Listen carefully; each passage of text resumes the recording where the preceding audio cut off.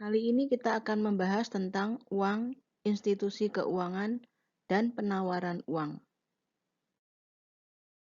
Definisi dan ciri-ciri uang. Berdasarkan ciri-ciri kegiatan perdagangan yang dijalankan dalam berbagai masyarakat, di masa lalu dan pada masa kini, perekonomian dapat dibedakan perekonomian barter dan perekonomian uang. Yang diartikan dengan perekonomian barter adalah suatu sistem kegiatan ekonomi masyarakat di mana kegiatan produksi dan perdagangan masih sangat sederhana. Kegiatan tukar-menukar masih terbatas, dan jual-beli dilakukan secara pertukaran barang dengan barang atau barter.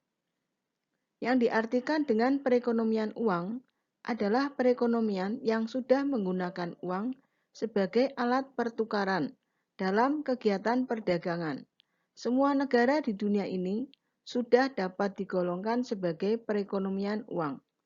Kebanyakan perdagangan dilakukan dengan menggunakan uang. Semakin modern sesuatu negara, semakin penting peranan uang dalam menggalakkan kegiatan perdagangan. Berikut beberapa kelemahan perdagangan barter. Semenjak berabad-abad yang lalu, masyarakat telah menyadari bahwa uang sangat penting peranannya dalam melancarkan kegiatan perdagangan. Tanpa uang, kegiatan perdagangan menjadi sangat terbatas, dan pengkhususan tidak dapat berkembang. Keadaan seperti ini akan membatasi perkembangan ekonomi yang dapat dicapai. Peranan uang yang sangat penting ini dapat dengan nyata dilihat dari memperhatikan masalah-masalah yang akan dihadapi apabila perdagangan dijalankan secara barter. Perekonomian barter memerlukan kehendak ganda yang selaras. Yang dimaksudkan dengan kehendak ganda yang selaras atau double coincidence of wants adalah tiap pihak yang ingin melakukan pertukaran memiliki barang yang diingini pihak lain dan mencari barang yang dimiliki pihak lain. Sebagai contoh, Amir ingin menukar baju yang dibuat dan dimilikinya dengan beras, dan Amri mempunyai kelebihan padi yang ditanamnya dan ingin mencari baju yang dibuat Amir. Keadaan seperti itu memungkinkan berlakunya tukar-menukar atau barter. Tetapi keadaan seperti itu tidak selalu berlaku. Amir tidak dapat memperoleh beras apabila Amri menginginkan celana atau sepatu. Sebaliknya, Amri juga tidak dapat menukar berasnya dengan Amir, karena Amir hanya mempunyai baju untuk ditukarkan. Penentuan harga sukar dilakukan. Dalam kegiatan pertukaran dengan menggunakan uang, berbagai barang dapat dengan mudah ditentukan nilainya, dengan menyatakan dalam bentuk jumlah uang yang dibutuhkan untuk memperolehnya.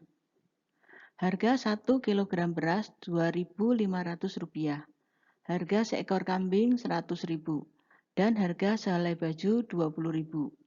Dari harga-harga tersebut, dapatlah ditentukan perbandingan nilai di antara satu barang dengan barang lainnya. Contoh di atas menunjukkan bahwa seekor kambing 5 helai baju sama dengan 40 kg beras. Dalam perekonomian barter, cara menentukan harga dengan menggunakan satuan uang tak dapat dilakukan. Oleh sebab itu, nilai pertukaran sesuatu barang dengan berbagai barang lain harus dibuat, yaitu seperti contoh di atas yang menilai harga kambing berdasarkan kepada jumlah baju dan beras yang harus disediakan untuk memperolehnya. Cara ini akan merumitkan kegiatan tukar-menukar dan perdagangan. Perekonomian barter membatasi pilihan pembeli. Apabila pertukaran dilakukan secara barter, seorang pembeli akan terikat kepada syarat yang ditentukan pihak lain yang mengingini barang yang dimilikinya. Sebagai contoh, seorang petani ingin menjual sebagian dari padinya. Pada mulanya ia ingin menukar sebanyak 100 kg saja. Tetapi pihak yang ingin mencari padi mempunyai kerbau yang harus ditukar dengan 1000 kg padi. Petani tersebut mempunyai dua pilihan, membatalkan niat menukar padinya atau menukarkan 1000 kg padinya dengan kerbau.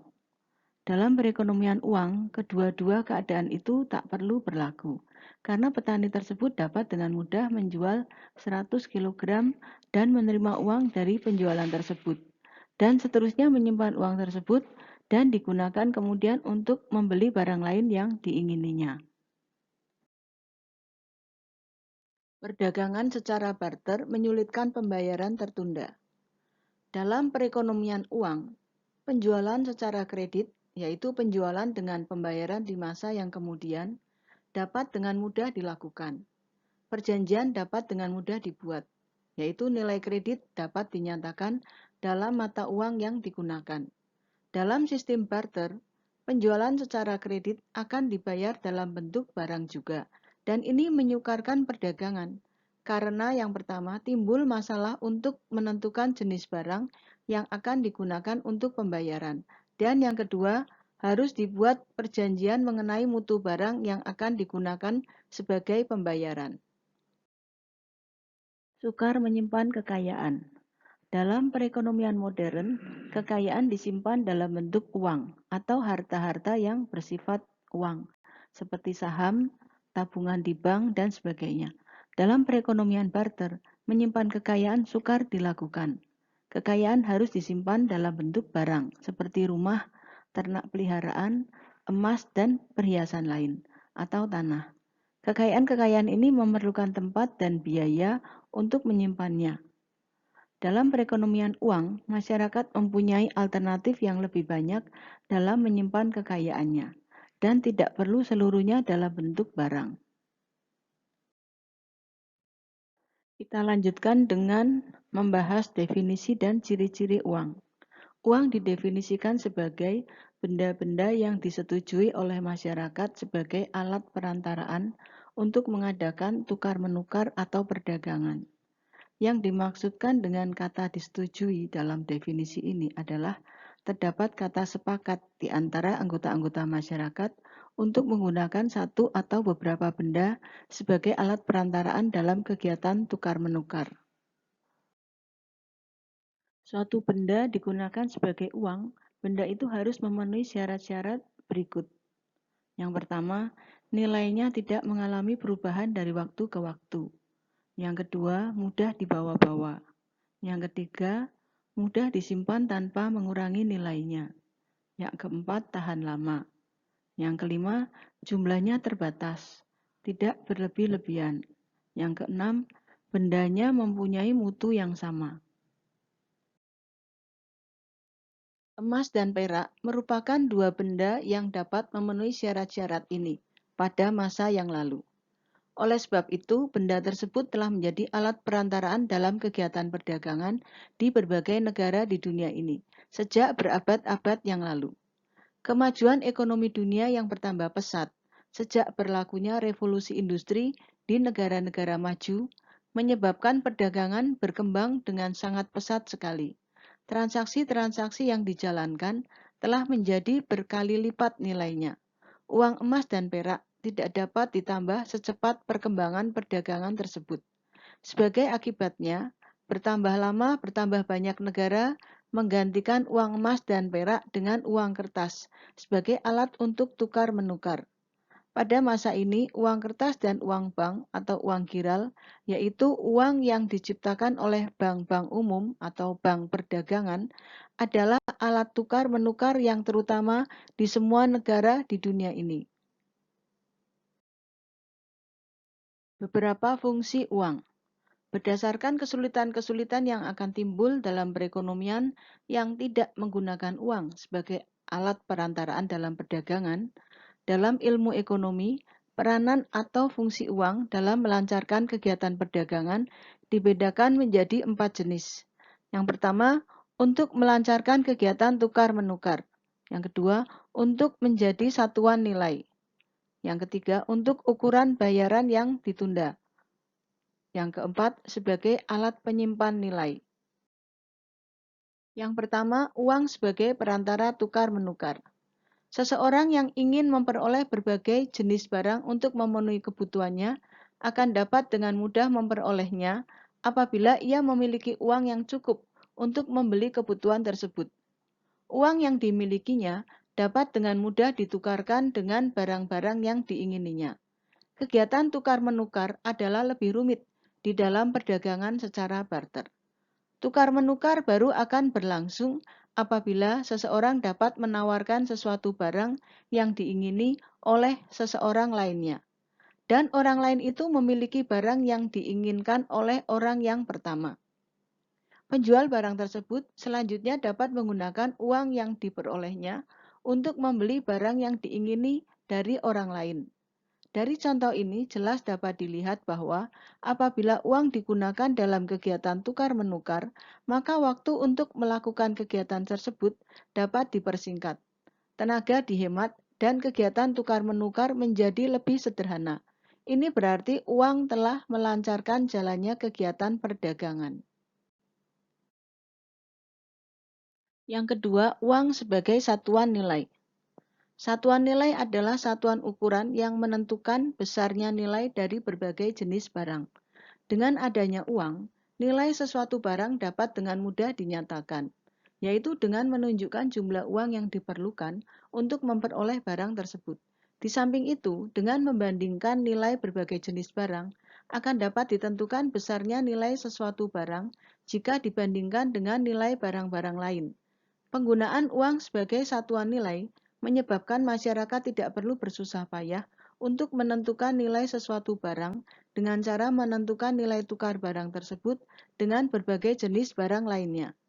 Dengan mengetahui bahwa harga sepatu adalah Rp50.000 sepasang, baju Rp25.000 sehelai, dan beras Rp2.500 sekilo, dengan mudah telah dapat diketahui perbandingan nilai dari barang-barang tersebut. Masyarakat tidak perlu bersusah payah mengingat bahwa satu pasang sepatu sama nilainya dengan 2 helai baju dan sama nilainya dengan 20 kilo beras. Yang ketiga, uang sebagai alat bayaran tertunda. Transaksi-transaksi dalam perekonomian yang sudah berkembang banyak sekali dilakukan dengan pembayaran yang ditunda atau penjualan secara kredit. Para pembeli memperoleh barangnya terlebih dahulu dan membayarnya pada masa yang akan datang. Penggunaan uang sebagai alat perantaraan dalam tukar-menukar dapat mendorong perkembangan perdagangan yang bersifat demikian, karena para penjual akan lebih merasa yakin bahwa pembayaran yang ditunda itu adalah sesuai dengan yang diharapkannya. Dengan perkataan lain, mutu benda yang akan diperolehnya di masa yang akan datang sebagai pembayaran penjualannya, yaitu uang, akan sesuai dengan yang diharapkannya pada waktu menjual barangnya. Satu syarat penting agar fungsi uang yang ketiga ini dapat dijalankannya dengan baik adalah bahwa nilai uang yang digunakan harus tetap stabil. Yang keempat yaitu uang sebagai alat penyimpan nilai. Penggunaan uang memungkinkan kekayaan seseorang disimpan dalam bentuk uang.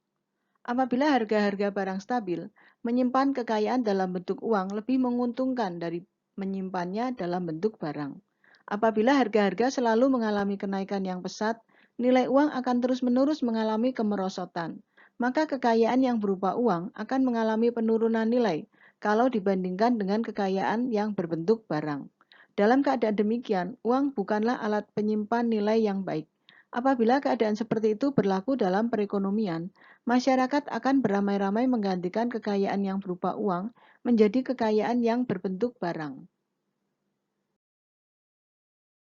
Jenis uang yang mula-mula sekali digunakan. Kesulitan yang ditimbulkan oleh perdagangan secara barter menyebabkan sejak berabad-abad yang lalu, orang telah menggunakan uang sebagai alat untuk melancarkan kegiatan tukar-menukar. Uang yang mula-mula sekali digunakan terdiri dari barang-barang yang sangat dibutuhkan masyarakat dan yang banyak mereka gunakan dalam kehidupan sehari-hari. Barang-barang tersebut dapat berupa bahan makanan seperti beras, jagung, gandum, ikan, dan binatang-binatang ternak. Dan acap kali pula ia berupa barang-barang yang membantu pekerjaan seseorang, seperti pancing, jala, dan bajak. Barang-barang yang digunakan sebagai perhiasan seperti kalung, sisir, dan bedak, atau barang-barang yang digunakan sebagai alat pertahanan seperti pedang, pisau, dan alat-alat senjata lainnya. Penggunaan emas dan perak sebagai uang. Jenis uang yang sudah lama digunakan dan yang selama kurang lebih 25 abad merupakan mata uang yang paling banyak digunakan oleh berbagai negara. Adalah mata uang emas dan perak. Emas dan perak mempunyai ciri-ciri yang diperlukan untuk menjadi uang yang baik. Ciri-ciri khusus emas dan perak. Sifat-sifat yang menyebabkan kedua jenis logam tersebut sangat sesuai untuk digunakan sebagai uang adalah: yang pertama, karena banyak orang menyukai benda tersebut, karena dapat digunakan sebagai perhiasan. Yang kedua, keduanya tidak mudah rusak, tetapi dapat dengan mudah dibagi-bagi apabila diperlukan. Yang keempat, jumlahnya sangat terbatas dan untuk memperolehnya perlu biaya dan usaha. Yang kelima, kedua barang itu sangat stabil nilainya karena mereka tidak berubah mutunya dalam jangka panjang dan tidak mengalami kerusakan. Kelemahan penggunaan emas dan perak sebagai uang. Uang yang terbuat dari emas dan perak telah mulai digunakan sejak abad ke-7 sebelum Masehi dan sampai permulaan abad ke-19, mata uang emas dan perak adalah uang yang paling penting dan paling banyak digunakan. Kemajuan ekonomi yang dicapai sesudah revolusi industri menyebabkan perdagangan berkembang dengan pesat sekali. Permintaan atas emas dan perak untuk digunakan sebagai uang bertambah dengan sangat pesat pula. Maka kesulitan-kesulitan mulai timbul dalam menggunakan kedua logam tersebut sebagai uang. Kesulitan yang pertama adalah karena emas dan perak merupakan benda yang berat. Kalau nilai transaksi adalah kecil, maka jumlah mata uang emas dan perak yang digunakan dalam transaksi tersebut tidak terlalu banyak. Maka berat benda tersebut belum menimbulkan kesulitan kedua belah pihak yang melakukan transaksi tersebut. Dalam perekonomian yang bertambah maju, nilai transaksi meningkat menjadi berkali-kali lipat. Maka perdagangan memerlukan nilai mata uang emas dan perak yang banyak sekali jumlahnya. Dan ini menimbulkan masalah untuk membawanya dari satu tempat ke tempat yang lain. Kesulitan yang kedua adalah sukar untuk ditambah jumlahnya. Dalam 2 abad belakangan ini, perdagangan berkembang dengan sangat pesat sekali. Sedangkan pertambahan emas dan perak tidaklah secepat seperti perkembangan nilai perdagangan. Ketidakseimbangan ini dapat menghalangi perkembangan perdagangan, karena akan timbul kekurangan uang untuk melancarkan kegiatan perdagangan yang berkembang dengan pesat tersebut. Perkembangan uang kertas. Penggunaan uang kertas sebagai alat perantaraan dalam perdagangan menjadi sangat bertambah pesat perkembangannya setelah bank-bank umum mengeluarkan uang kertas tanpa terlebih dahulu menerima emas dan perak nasabahnya. Apabila di dalam perekonomian ada kebutuhan yang mendesak akan uang, maka bank-bank umum sampai kepada suatu jumlah maksimum tertentu akan bersedia menyediakannya. Dengan demikian, setelah periode tersebut, uang kertas yang beredar telah melebihi nilai emas yang disimpan oleh bank-bank umum. Uang kertas yang sekarang digunakan di berbagai negara bukanlah dikeluarkan oleh bank-bank umum, tetapi oleh bank sentral, yaitu bank yang bertindak sebagai bank untuk bank-bank umum. Perkembangan uang giral atau uang bank. Di negara-negara yang sudah maju sistem keuangannya, bank-bank umum merupakan pencipta uang yang terutama. Uang yang diciptakan oleh bank-bank umum dinamakan uang giral. Ia selalu disebut juga sebagai uang bank atau rekening koran. Jenis-jenis lembaga keuangan. Yang dimaksudkan dengan lembaga keuangan atau institusi keuangan adalah semua perusahaan yang kegiatan utamanya adalah meminjamkan uang yang disimpankan pada mereka. Badan-badan itu mendorong masyarakat untuk menabung pada mereka. Sebagai balas jasanya, para penabung akan diberi pendapatan berupa bunga ke atas tabungan yang mereka buat. Tabungan yang dikumpulkan oleh lembaga keuangan tersebut selanjutnya akan dipinjamkan kembali kepada individu-individu dan perusahaan-perusahaan yang membutuhkannya. Sebagian lagi digunakan untuk membeli saham-saham berbagai perusahaan. Jenis-jenis bank. Yang pertama, bank umum atau bank perdagangan. Institusi ini adalah bank yang bukan saja dapat meminjamkan atau menginvestasikan berbagai jenis tabungan yang diperolehnya, tetapi juga dapat memberikan pinjaman dari menciptakan sendiri uang giral.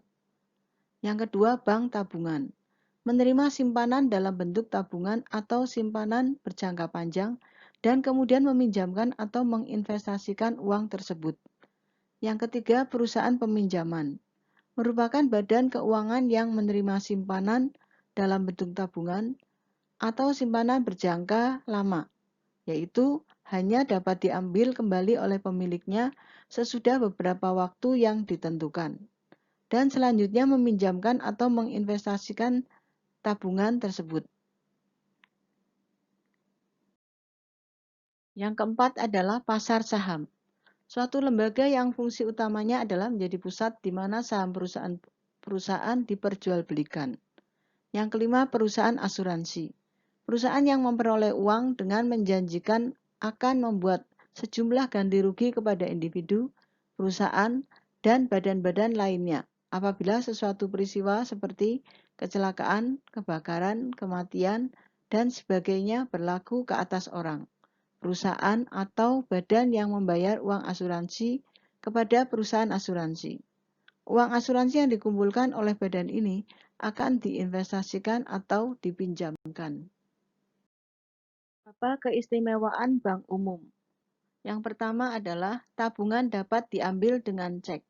Salah satu keistimewaan itu adalah kesanggupan bank umum untuk menciptakan tabungan yang dapat sewaktu-waktu diambil dengan menggunakan cek, yaitu tabungan giral. Yang kedua adalah dapat mencipta daya beli. Keistimewaan yang kedua dari bank umum bersumber dari kemampuannya untuk menciptakan daya beli baru atau menghapuskan daya beli yang ada di dalam perekonomian. Yang ketiga adalah memberi pinjaman jangka pendek. Keistimewaan yang ketiga dari bank umum bersumber dari corak kegiatan meminjamkan uang yang dilakukannya. Bank umum terutama memberikan pinjaman jangka pendek. Pada tabel 81 merupakan neraca suatu bank umum dalam miliar rupiah.